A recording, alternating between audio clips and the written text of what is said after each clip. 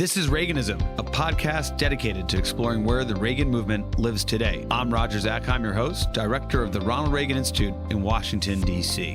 On this episode of Reaganism, Roger sits down with Henry Olsen, who serves as a senior fellow at the Ethics and Public Policy Center, or EPPC. They discuss the fallout from the first presidential debate of 2024 between President Joe Biden and former President Donald Trump. Henry Olsen, welcome to the show.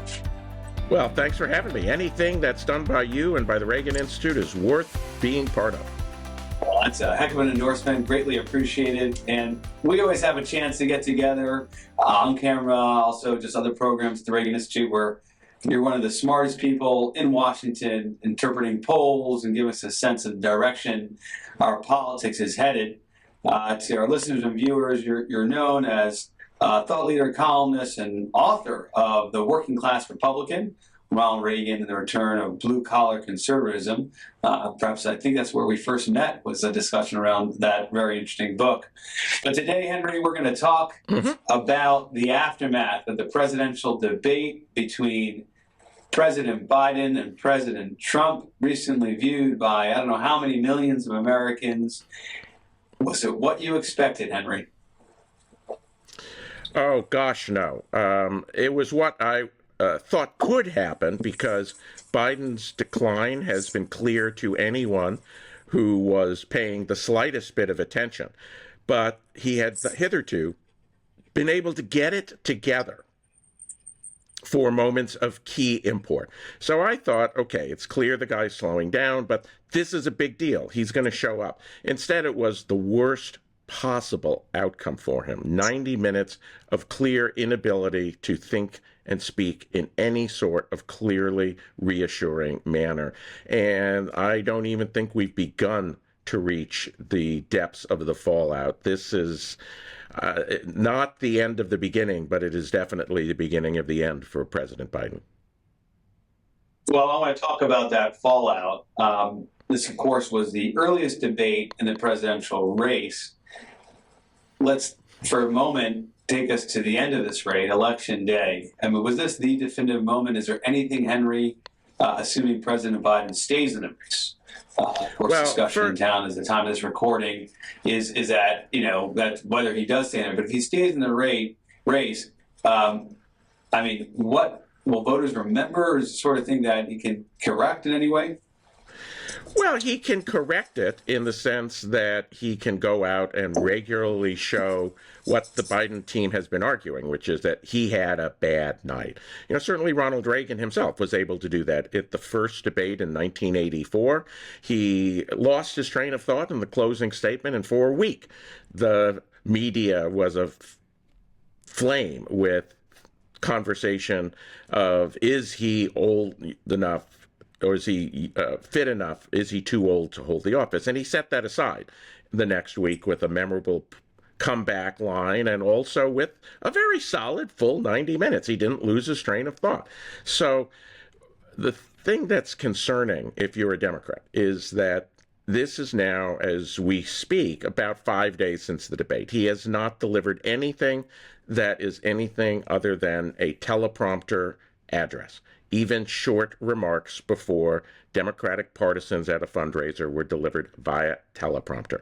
He has not been engaging in the sort of discussions and interviews and travel that would reassure. It's been exactly the opposite. And so you look at this and you say, if people could respond in a reassuring way, they would. The fact that he's not consistently suggests that this wasn't just a bad night. So President Biden, after the debate, said the following. He said, I'm not a young man. I don't walk as easily as I used to. I don't talk as smoothly as I used to. I don't debate as well as I used to. Three very significant admissions, actually, when you come to think of it. And then he went on and says, I don't talk, but I know what I do know. I know how to tell the truth. I know right from wrong. I know how to do this job. I know how to get things done. I know that millions of Americans know when you get knocked down, you get back up.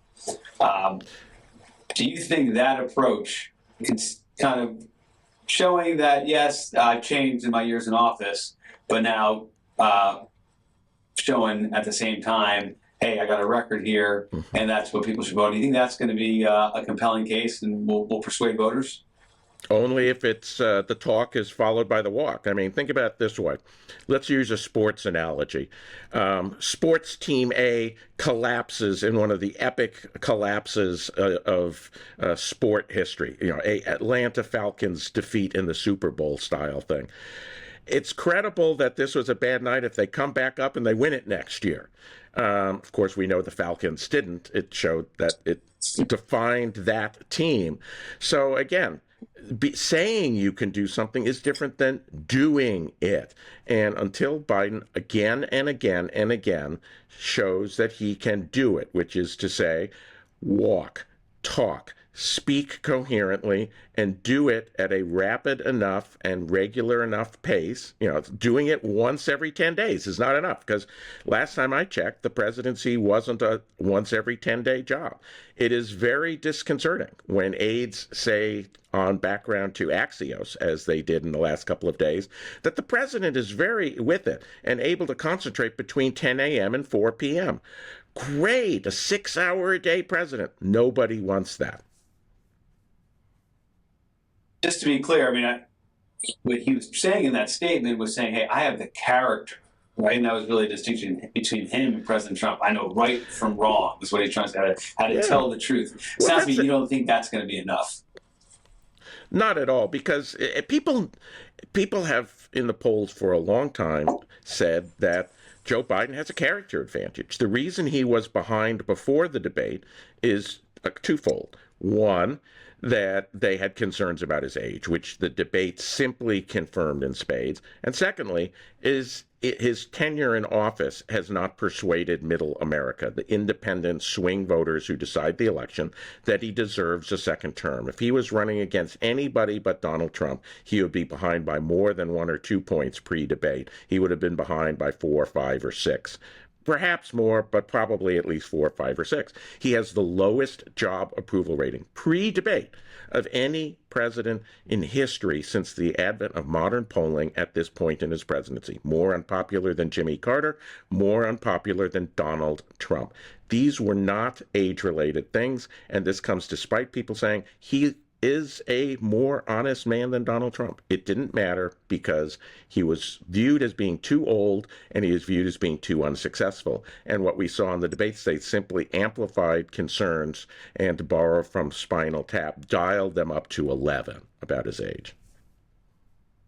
Right, so the character thing didn't matter enough before the debate. It's certainly not going to matter more after the debate. Take the point. We're here with Henry Olsen talking about the presidential debate and predictions of what we can expect on the campaign. He's a senior fellow at the Ethics and Public Policy Center.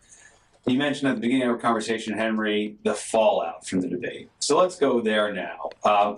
Is the fallout what you expected, and what do you think we can continue to expect in the coming days and weeks? And by that I mean, you know, you had a lot of circling the wagons, a couple of people speaking out, but you know, as we go days after the debate, it seems to be more and more Democratic elected officials are saying, hey, publicly saying, you know, either they would like an alternative or kind of hedging, saying, well, if President Biden were to pull out, then I would be open to the following options, you know, kind of inviting the conversation in a fashion that prior to the debate, you weren't seeing pretty much any Democrats addressing. Give me your take on the fallout. What surprised you? What do you expect to see? Well, the immediate outpouring of stating not only the obvious, but saying he should get out surprised me. I expected a lot more wagon circling, both among Democrats and among media analysts. And instead, you saw quite the opposite. You know, the New York Times editorial board decision to say he should step down within either 48 or 72 hours of the debate was historic. You know, that is not something that mainstream liberal media do for their presidents. And let's make no mistake, whether they love Joe Biden or not, he is a Democrat, and normally you would see, just as you would for Republican journalists circling the wagon around Republicans in trouble, you have Democrats, instead of circling, beginning to shoot. And the way I would analogize it is to amphibious invasion. We just came through the commemoration of D-Day. The way to beat an amphibious invasion is to destroy it on the beach. Once a beachhead is established, once that's secure, the troops begin to move inland. They had 48 to 72 hours to destroy this let's get Biden out beachhead.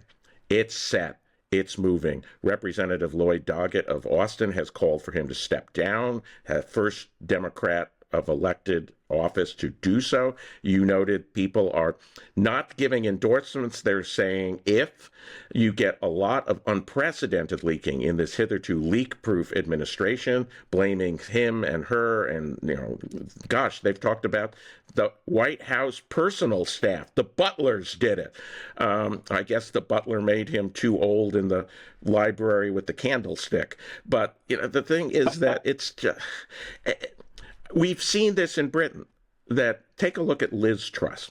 Liz Truss launches a mini budget a couple of weeks after she becomes prime minister that is roundly attacked. The first response is, I'm a lady not for turning. A few days later, she turns and suspends some of it. A few days later, she fires her close friend, the chancellor who wrote the budget. A few days later, she puts in his staunch opposite as chancellor. And a few days later than that, she resigns. This is the path that we're on with Joe Biden. It's a matter of time now. Oh, interesting. Okay, because you wrote recently, I think after the debate, it's going to be very, very difficult, but after last night, I don't think it's impossible on the prospect of his ending his re-election campaign before the Democratic convention. At the time of this recording, do you think we will see Joe Biden nominated at the convention? I'll put it more definitely. I do not think Joe Biden will be an active candidate by the election day.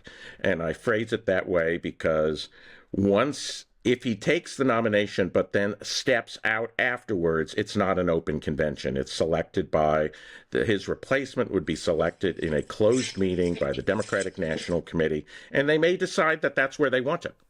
But I do not think that Joe Biden will be an active candidate by Election Day. In fact, I do not think he will be an active candidate by the end of September.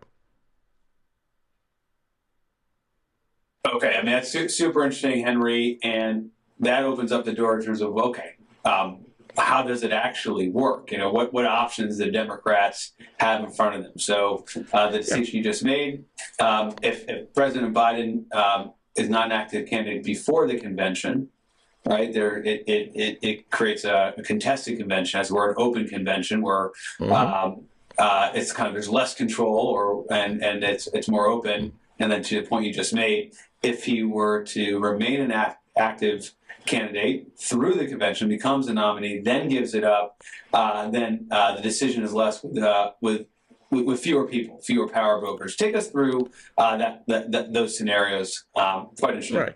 So I'm not ranking them in order of probability. I'm simply going through them. And the presumption here is that he won't be the active candidate. Scenario one is Joe Biden steps aside without endorsing anybody as his successor before the convention. What that does under Democratic Party rules is free the delegates who are bound to him. Well, as we know, he had no serious opposition. So he had 99% of the delegates who were going to the convention were pledged to him. They would then be free to vote for anybody. They could try to make quick rule changes to adapt to this unprecedented situation, but basically you would have an open convention. Scenario two is he does exactly the same thing but endorses somebody. Now, of course, that carries with it weight, but it doesn't carry with it any binding. He risks that his choice would be rejected.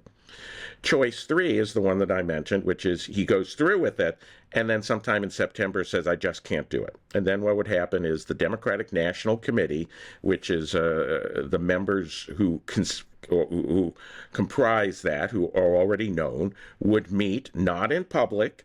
That wouldn't be a convention. It would be a meeting at a hotel, or it would be a Zoom call of some sort, and they would select the replacement ticket. Now, it could be that they can't replace Harris if she doesn't step down. So if she doesn't step down, she would be the vice president. They'd simply replace the president. They could decide that what they want to do is elevate her, in which case they would have to choose a vice president. But it would all be done by a closed group of known party leaders and activists. The fourth option would be the nuclear option. And I've just gone through three pretty unprecedented options, so why do I say this is the nuclear option? The nuclear option is Joe Biden says, not only am I stepping down from re-election, but I'm stepping down from the presidency. You now have a new president. And he does this before the convention. Well, nobody is going to turn out the incumbent president of the United States, Kamala Harris. So she becomes the nominee. And then the question is, who does she pick as vice president? And you've already seen people allegedly close to Harris starting to float vice presidential scenarios or vice presidential options in the world where she is the nominee. Well, that's nice. If she has to run for it, it's dispositive if she is the incumbent president of the United States. And so those, I'm not ranking them by probability. Those are the four scenarios we have before us and how they would each take place. It's an unprecedented suite of options that we find ourselves in so late in the campaign. If you are President Trump, which one do you want? You want, other than Joe Biden remaining the candidate through Election Day? I think you want Harris as the ticket. The reason why is because she's known and disliked, and she's tied to an unpopular administration. Now, there will be her defenders who say she can sell herself. She can change views, possibly. That tends not to happen with sitting national office holders.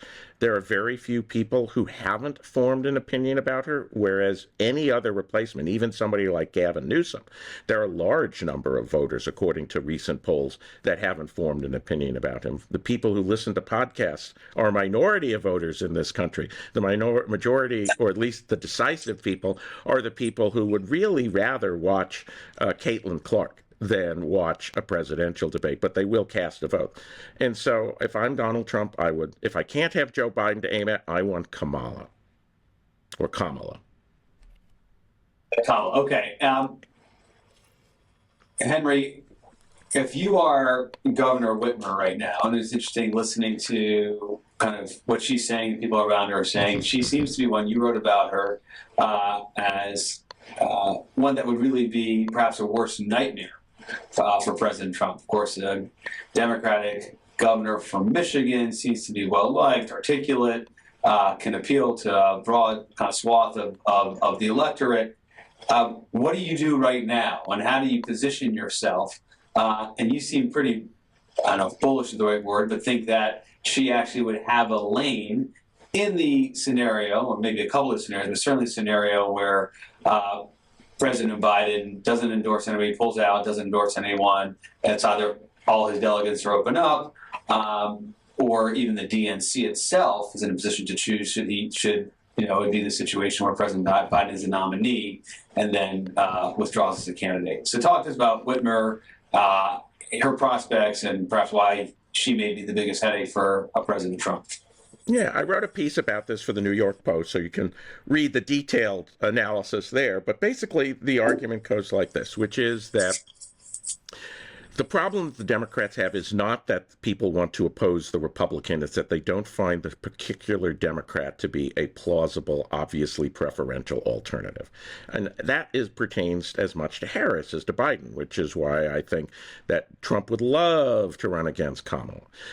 So what is Whitmer's advantage? She's almost 30 years younger than Biden. She is a woman, obviously, but in a world where suburban women have fueled independent suburban women have fueled Democrats' gains in the suburbs in the Trump era, being able to put one of their own up is something that would be reinforcing. She is somebody who has won one of the 6 swing states that matter, and she has done it twice. That is crucial. Not only has she won that, but Michigan is very similar to 2 of the others, Pennsylvania and Wisconsin. If she were able to hold all 3 Midwestern states, the best I believe Donald Trump could manage is either a tie or a 1 vote in the Electoral College victory by sweeping Nevada, Arizona, and Georgia. It just minimizes their risk. And I think she should pick it. If I were her, I would be doing what she's doing, which is basically supporting Joe Biden, saying I'm behind Joe Biden, but also, talking to people nationally so that she's running the Sub Rosa campaign of, hey, don't forget me, even though she never says that she's actually running. I think if she were to come out of the gate, if Joe Biden a week from today says, I'm not coming, I think she should come out of the debate in a ticket with Senator Raphael Warnock of Georgia. Why? Georgia's another one of those states. You win Georgia and you win the 3 Midwestern states, you're the president. Raphael Warnock deals with the question of what do you do with Kamala Harris? Well, you've got a woman at the top of the ticket and a black man at the bottom of the ticket. So both of the minority groups who theoretically would be offended or miffed if she were removed from the ticket have somebody that they can look to say, okay, might have liked Kamala better, but this works for me. And third, it's really helpful to them because one of the reasons Biden's in trouble is he's been losing support among blacks. And Democrats are at a point in this world where if they can't win blacks 90-10, they have a really hard time winning a national election. And all the polls suggest that maybe Biden... That's just fascinating. And in your piece, I encourage all the listeners and viewers to check out your piece in the New York Post. But it makes this point that, identity politics is key to the way Democrats approach elections. Yet at the same time, what you just said, Henry, is that they need to win the black votes 90-10 in order to see a favorable electoral outcome for them. That's right. remarkable. Take a look. Joe Biden won 51% of the vote. He won roughly 90-10 among blacks. It might have been 91-8, something like, or 89-11. He barely won Pennsylvania. He barely won Arizona, which is 4% black. He barely won Georgia, which is like 30% black. He barely won Wisconsin, which is 7% black. You lose 10% of the vote. You win, quote unquote, only 80-20. You lose all those states. Even if not a single white person switches their mind, you lose all of those states. So it's quite clear if Kamala Harris could win back black votes, you wouldn't be seeing the problems in the polls. Maybe the man who is the successor, a few people removed, to Martin Luther King Jr. as head pastor of the Ebenezer Baptist Church can do that, where Kamala and Joe can't. If I were the Democrats, and, far be it from me as a conservative to give advice to the Democrats, but I'm also a political analyst, and I have to put my, what's the best analysis hat on? And the best analysis hat on is this is their best ticket. It's not even close. And it's the best ticket that can get through a convention. I can create a fictional moderate ticket that Republicans say, and that might work better with swing voters, but it can't get a nomination because the Democrats are a center-left party and they want a center-left nominee. This fits the bill. And if I were Whitmer, I'd back Biden to the hilt, let someone else put in the shiv, and then come out on day one and say, Raphael and I are going to save America. Whitmer and Warnock, you think that's the recipe to get the Democrats in office? Interesting what Whitmer was saying. Governor Whitmer of Michigan, you're right, she's been completely loyal to President Biden after the debate. But there has been chatter and reported her chatter to the Democratic National Committee saying, hey, this has just gotten a lot harder. I'm not sure I can deliver Michigan under these circumstances, which, didn't offend her loyalty to Biden, but at the same time, delivered a pretty clear message that we're in extremis here, and we might go down with candidate Biden. Right, and which after that story appeared in the New York Times at 5 a.m, by noon she had a 2.5-minute video out featuring people from all ethnicities in Michigan and her saying we're all behind Biden, we can win, because she knew she had to stamp that story down. Look, anyone who is a serious political analyst knows that Biden is in trouble.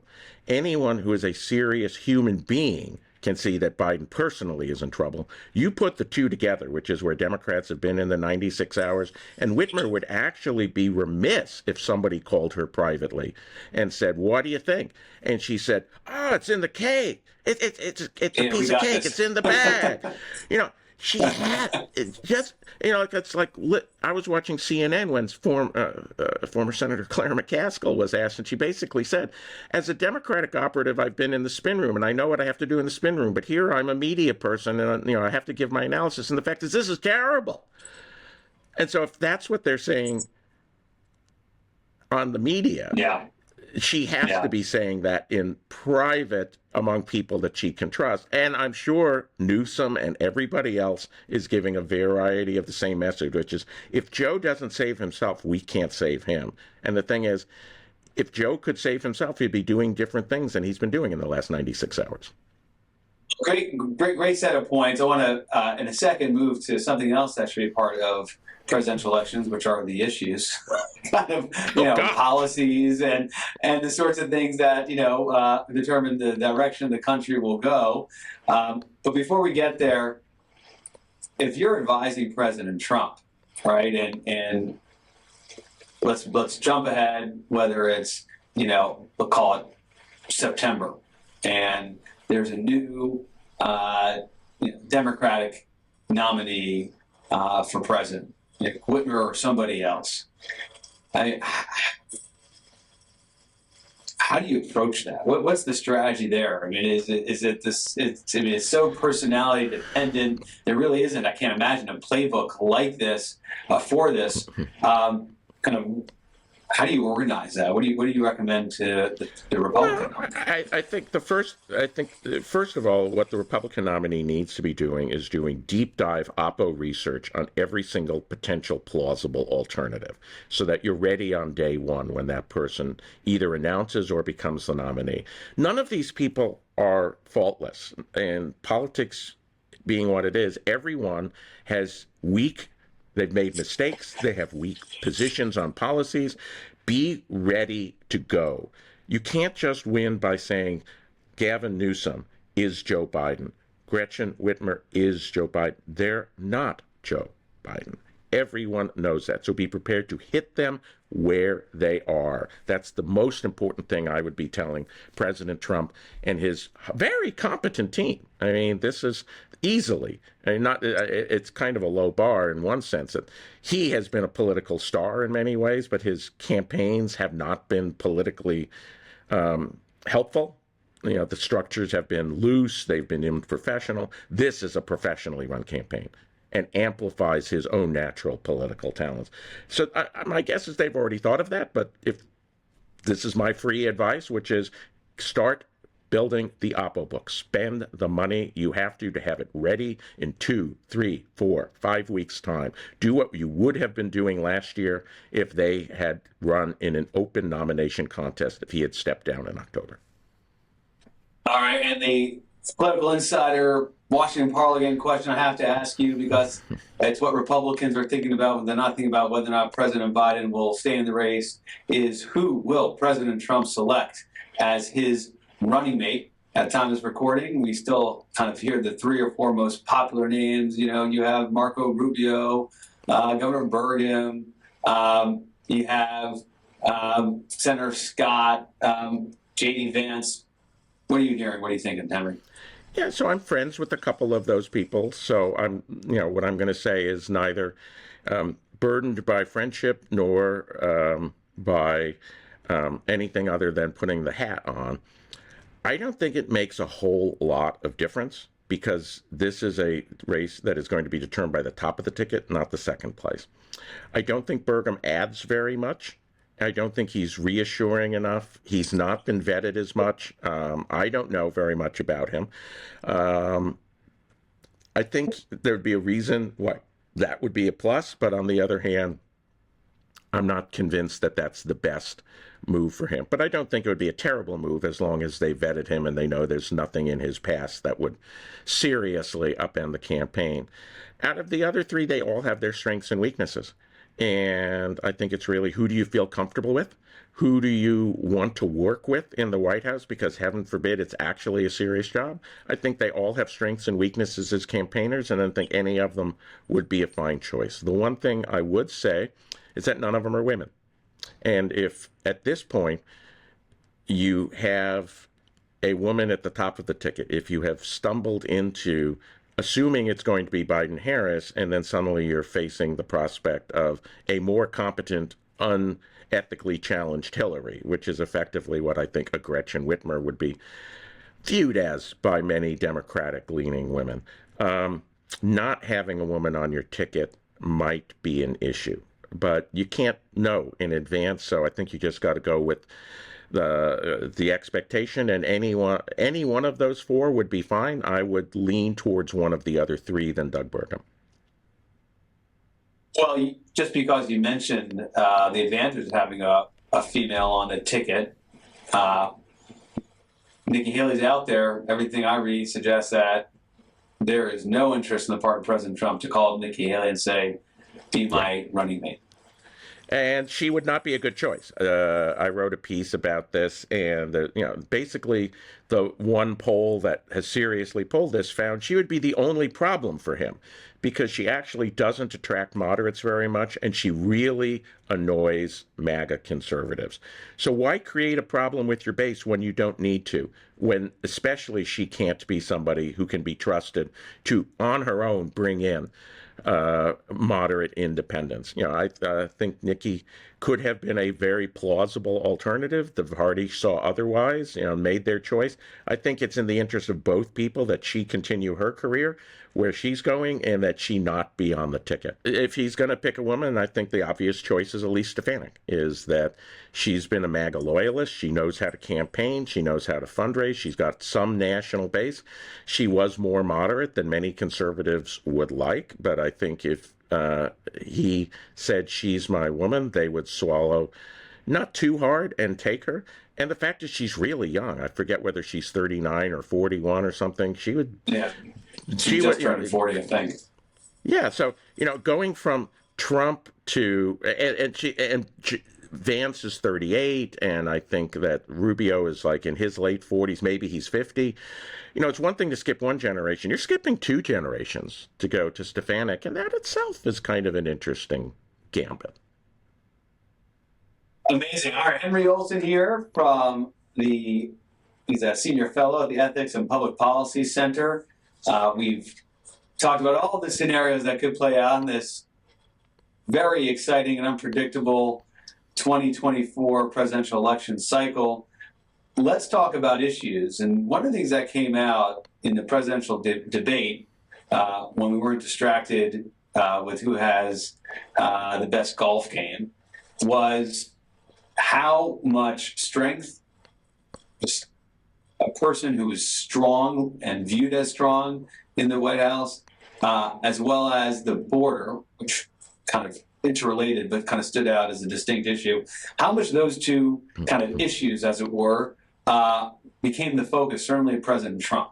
No matter what the question was, it was either going to end with, listen, I'm stronger, and as a result, we're going to be better off because I'm viewed as strong, or if you had a stronger border policy, we'd be better off as a country. Certainly the dominant issue from the perspective of President Trump. Is there anything else you'd add to the list, and did you think those 2 points, strength just generally, and then a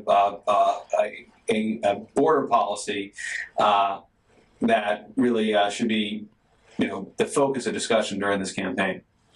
Yeah, if Biden is the nominee, I think strength hits at the age issue in a way that's not offensive, which is to say that whatever you say about Donald Trump, one can see that he is a person who is forceful in intent and in manner. And Joe Biden, at his age, often does not project that, even if he is more verbally adept than he was at the debate. And so I think doing that was another sign that this is a well-managed campaign, that Trump had two things to do. I'm the man for the job, and I'm the person who understands the big issue. Immigration is often not the number one issue in polls, but it's right up there. It is very important for swing voters. It is crucial for Republican voters. And Biden has an abysmal record on it. The fact that he's belatedly backtracking and trying to say, I'm shutting down the border, is a belated recognition that he has to be willing to take some heat from his left to gain credibility with the center. The fact is, 4 years ago, Americans didn't want to build a wall. Now polls show Americans do.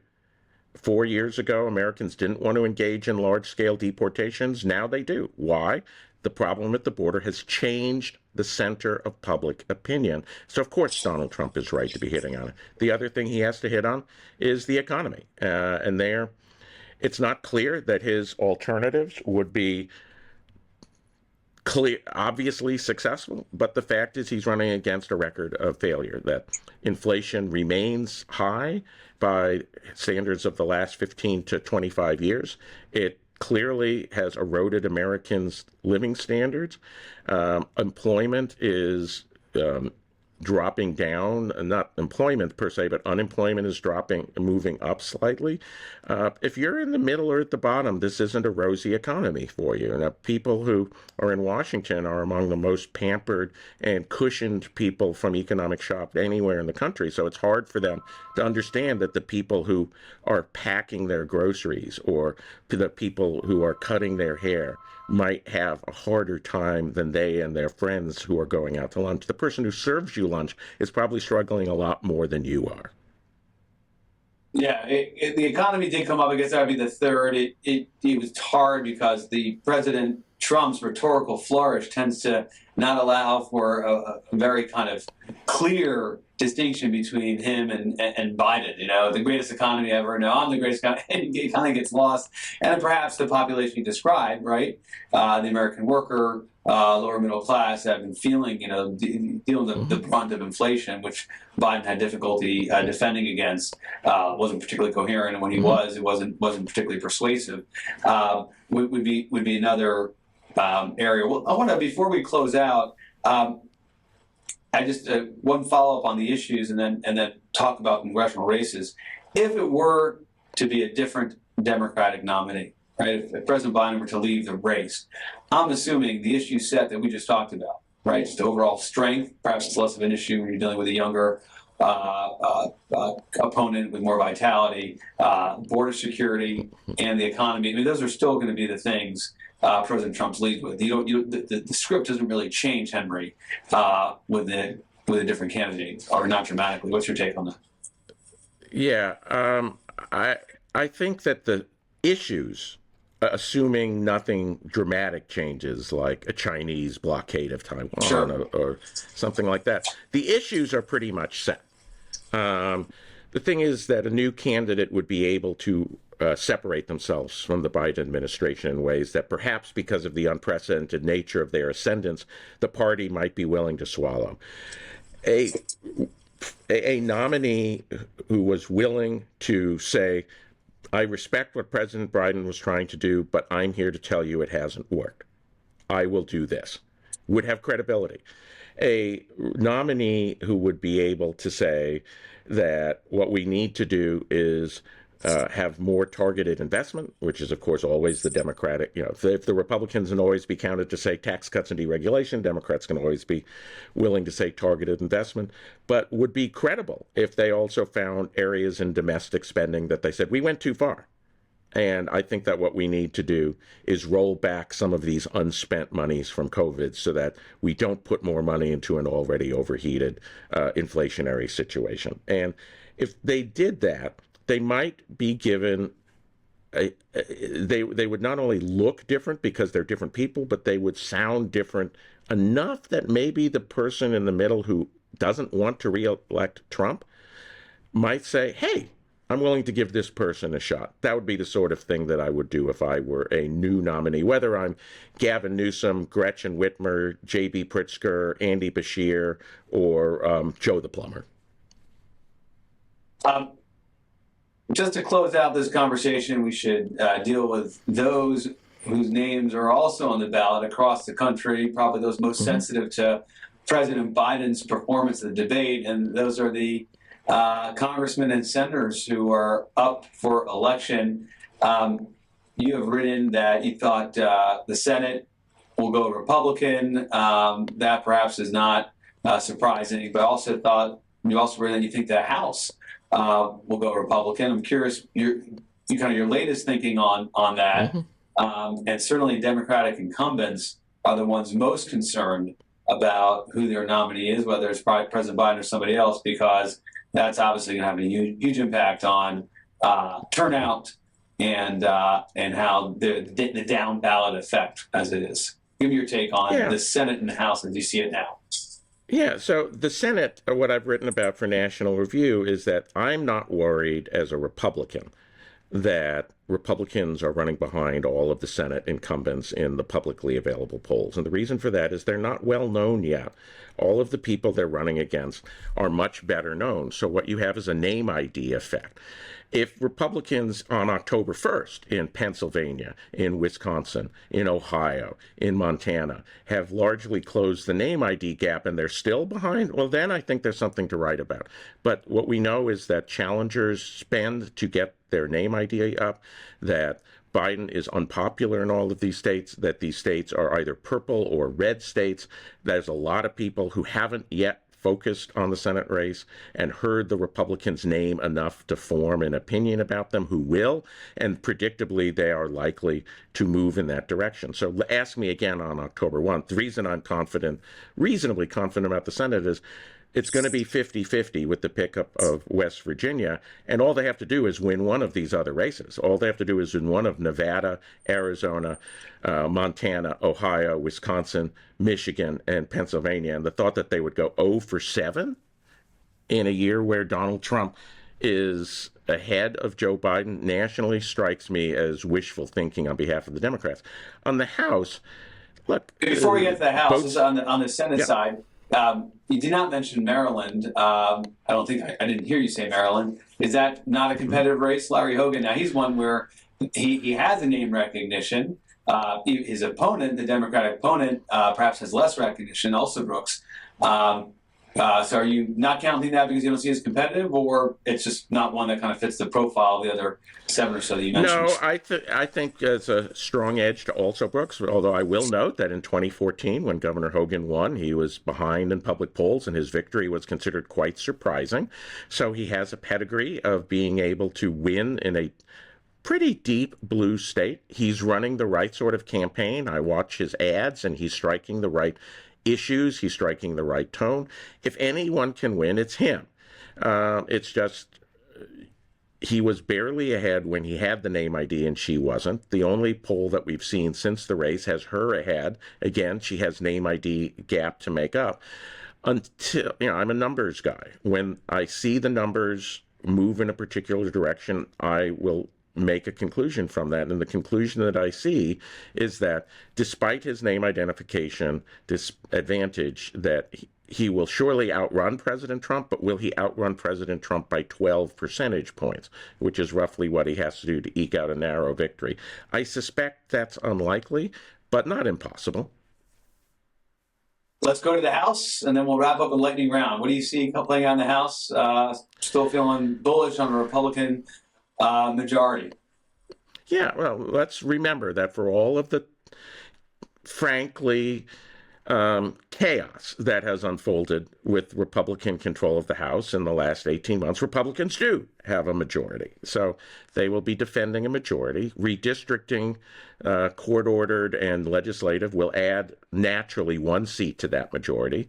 So the Democrats need to pick up 5, 6, 7 seats to have the narrowest of narrow majorities. Republicans lead in the congressional ballot narrowly, but nobody has won a majority of congressional seats while losing the congressional ballot, the partisan ballot, to a party that already holds a majority of the seats. And then you take a look at which seats are considered up for play. They're roughly split 50-50.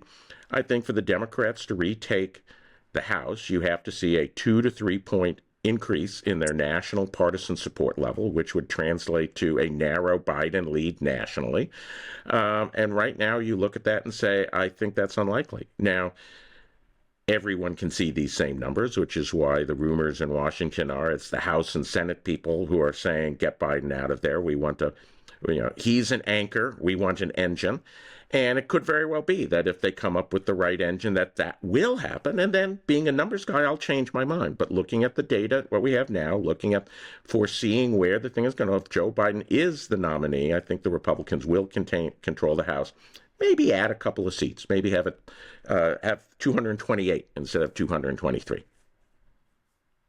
All right, Henry Olsen, great discussion on the presidential debate, the presidential contacts, prospects of President Biden remaining as a candidate, what happens if he chooses to pull out, and what we can expect in the Senate and the House. Let's move to the lightning round where you share with us your favorite Reagan book, Reagan speech, and quote. You've done this with us before, so give us a new one or a new twist. What do you got, Henry? My favorite Reagan speech remains, and I apologize if I said this when we've talked before, is the 1977 CPAC speech delivered after he had lost his nomination battle with Gerald Ford. After Gerald Ford lost, the Time magazine and others were writing, will the Republican Party be destroyed? The Minnesota Republican Party changed its name to the Independent Republican Party because they thought the party was going down into the dustbin of history. And Ronald Reagan stood up before CPAC and said, not only is that not true, but we're going to win because we represent the majority. And it's like he's Bill Walsh in the classic 49ers era. Everyone knew what the 49er West Coast offense was going to do. Nobody could stop it. He laid out the playbook. This is the coalition I'm looking at. These are the issues. These are the obstacles. Here's how we deal with it. And gosh, if he didn't execute and create a realignment or a mini realignment that shocked America in 1980. You're a young man, Roger, so I don't know whether you remember 1980. I do. And it was in a world... 84 a little clearer than 80. Yeah, well, I was 19 in 1980. And nobody... This is, of course, a world where polling was expensive, so you didn't have 32 different polls and 8 different analysts, data analyst sites. So when Ronald Reagan won by 10 points, no one expected it. When Republicans took control of the Senate for the first time since 1954, no one expected it. That's the shockingness of Ronald Reagan's political achievement. And he laid it all out in 1977 for anyone who was willing to listen. I just think it's brilliant and massively underappreciated. Henry Olsen, we'll have to check out that 1977 CPAC speech. We always appreciate you coming on the show and demystifying our very mystifying political moment. Take care, Henry. Thanks for having me back. We hope you enjoyed this episode of Reaganism. New episodes premiere weekly every Monday on YouTube and all podcast streaming platforms. If you like this episode, be sure to let us know and share with a friend.